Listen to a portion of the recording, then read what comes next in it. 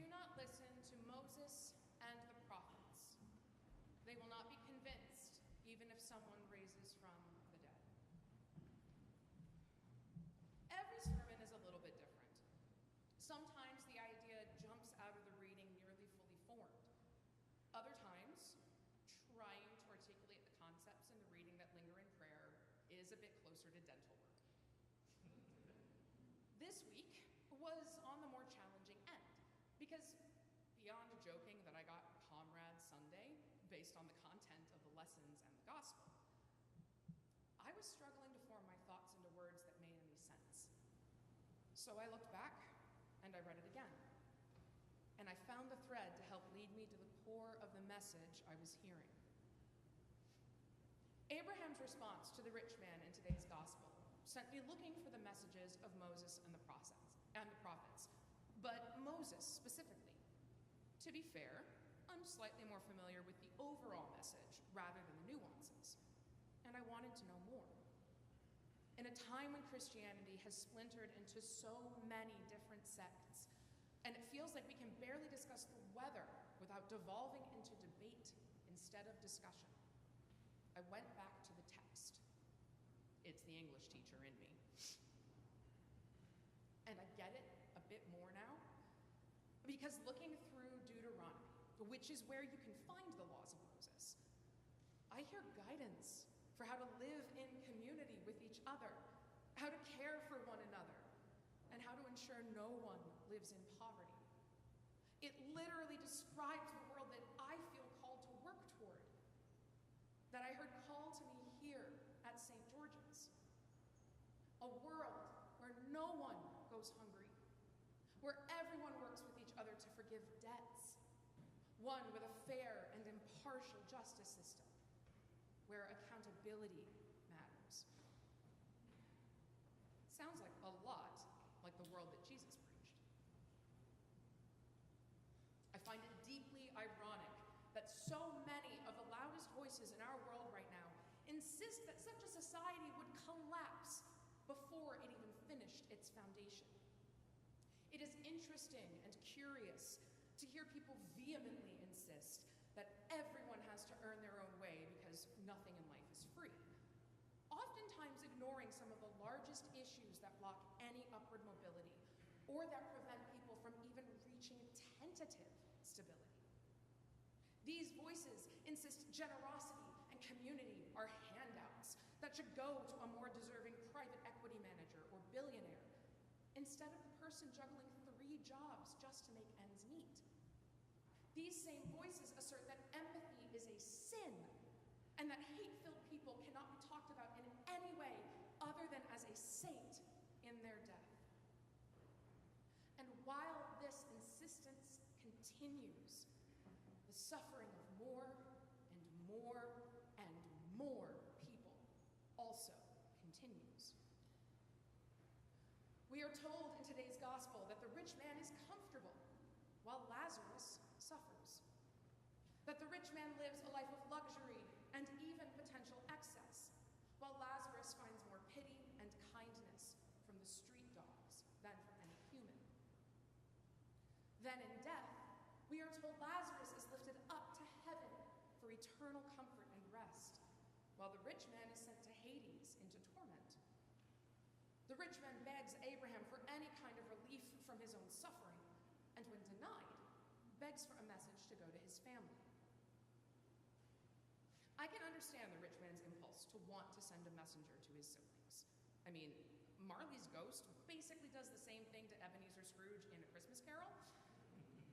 He just sends himself instead of somebody else. When we have those that we care about in any way, we want to see them safe and protected, warned of dangers. But Abraham calls the rich man on his hypocrisy, because the rich man, like his siblings, had the message of Moses and the prophets for most, if not all, of his life. He had the literal instructions for how to care for others and share generously with the community and avoid such judgment in death.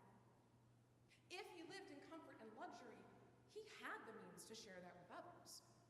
He could even have just shared it with one man, with Lazarus. Instead, he turned away from Lazarus, maybe even went out from the house by a different way, so as not to see the suffering literally at his door.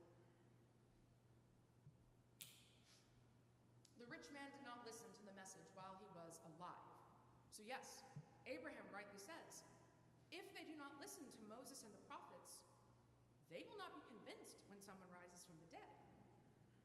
When visited by the ghost of his dead business partner in A Christmas Carol, Scrooge dismisses Marley as a, quote, bit of undigested beef. And without 3 other spirits visiting him that night, his heart would not have changed. Scrooge would have remained a miser, hoarding wealth and resources, and then suffered the same fate as Marley in death, weighed down by the chains he forged in life, with each link a separate act of harm. Even though Dickens wrote his tale in the 1800s, long after the stories and lessons of the Torah and the Bible and the Quran were written down, he understood full well the message here and incorporated it into his own work. Every prophet brings the good news that we can quite literally build and have heaven right here on earth. We don't have to wait for death. In fact, I would venture to guess that God wouldn't want us to wait for death either in order to have that rest and that support. Jesus certainly didn't want us to have to wait until death. His teachings and parables spoke to how we can do better in the here and now. We too have the laws of Moses and the prophets, but we also have the good news of Jesus Christ and God's deep, unconditional love for each and every one of us.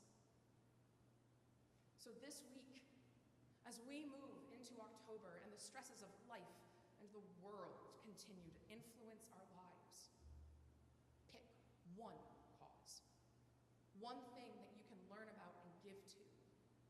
Maybe it's something that has weighed on your mind for a long time, or maybe you only heard about it recently. Give your time, your money, your energy, yourself. Give of what you can. Share your talents with the world. Learn how to listen and discuss, how to set firm boundaries, and how to advocate for others in the ways most needed.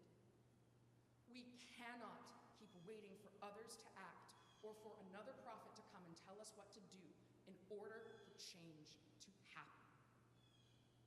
Take the lessons and wisdom, the empathy and compassion, the justice and accountability, all found in the Word of God and in every single one of His messengers with you into the world, that through each other, that's how change happens.